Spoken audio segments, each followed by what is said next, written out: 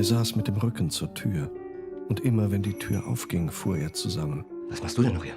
Die machen Paris zu. Kommst du bald nicht mehr raus.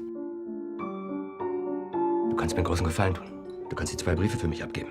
Sind für den Weidel. Weidel, der Schriftsteller. Und wohin? Marseille.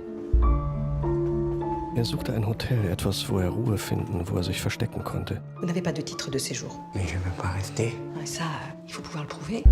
Je peux rester ici seulement si je peux prouver que je veux pas rester.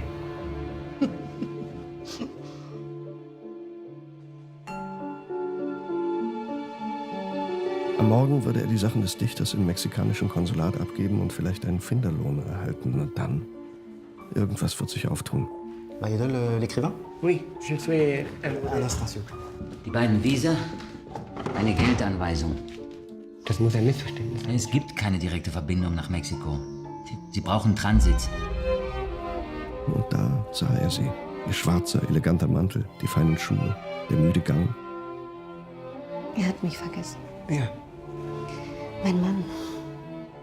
Er sagte, er hätte durch die Scheibe geschaut und dann hätte sie aufgeschaut. So als hätte sie gewusst, dass er dort steht.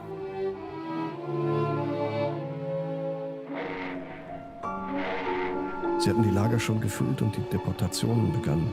Jetzt rückten sie auf Marseille vor. Ich werde mich um dich kümmern.